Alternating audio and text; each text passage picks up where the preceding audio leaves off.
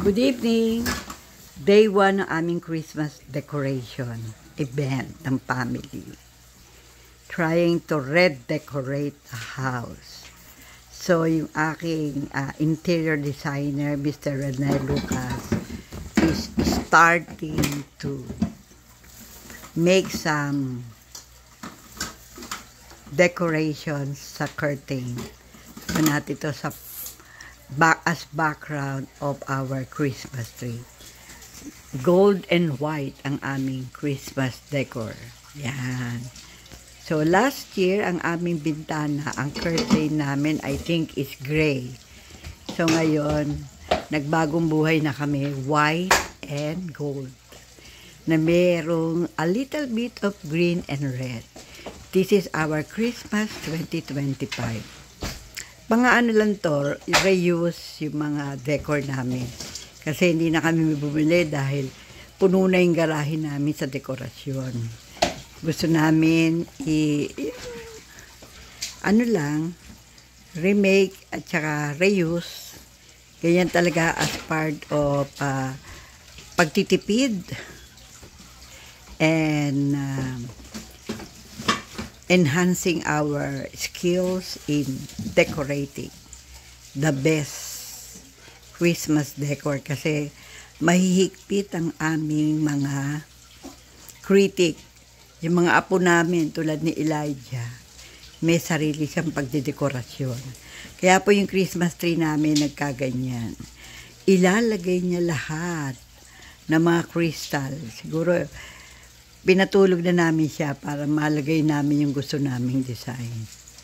Pinabayaan muna namin siyang galawin ang Christmas tree dahil so excited. So, ayun, ang aming, what do you call this one? Yung aming supposed to be, ano nga tawag dyan anak, yung may aquarium. Yung ating yung aming fireplace na dati lalagyan ng aming nativity set ay naging aquarium. Nativity tuloy ngayon ng mga isda. The aquarium. At ang itaas, of course, the family members. May mga name yan yung mga elves namin. Elves ay mayroong name. Lahat ng name namin nandyan. So makikita nyo, 2, 3, mga 8 elves. Helping Santa. So, lahat yan may pangalan niya. Pag nagkulang yan, nagagalit yung aming critic, si Elijah. Bilang na bilang niya dyan at nababasa niya ang mga pangalan. Of course, yung angel, laging mainstay, and the nativity set. Itong nativity set namin, all throughout the year, nandyan na yan. Laging nandyan yan. Nag-change lang ang color, pero nakita namin na mas mabuting nandyan na siya. Lagi siya ang part ng pamilya.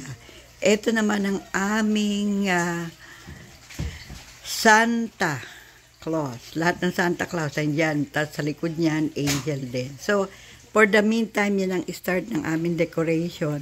Every day, magdadagdag kami until matapos. Siguro by end of November, tapos na yung aming decoration.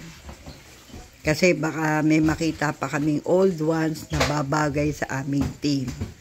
So, ang team namin ay Santa Claus with the elves. Yan. So, dadami Santa Claus na yan.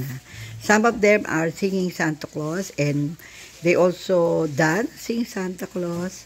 May baker Santa Claus. Merong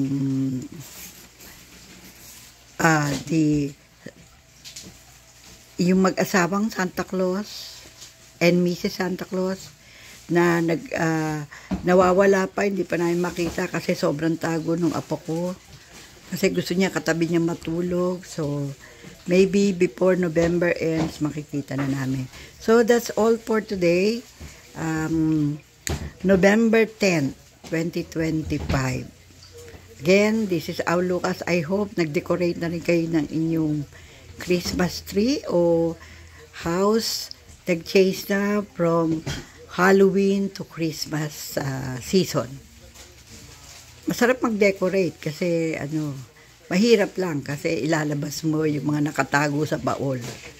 At saka, medyo magastos ngayon kasi mahal ang mga Christmas decor. Kaya it's worth na gamitin na lang, reuse, re-style. At makakasave kayo, bili na lang natin ng pagkain for Christmas para masaganang pagkain, handaan para sa Christmas. Less expenses on the decoration. Nag-iisip na rin ako ng aming menu for Christmas Eve at saka New Year's Eve. Of course, dadagyan din namin ng team namin kung Asian cuisine o mix of Asian and Italian cuisine. Pag-aaralan pa namin yan ng asawa ko. Pero yung instructor ko, yung asawa ko at YouTube.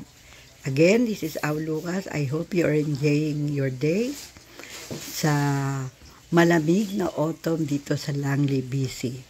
Maulan-ulan, pero at least umaaraw ng konti. Bye for now. Bukas na daw niya aayusin, sabi ng asawa ko. Salamat.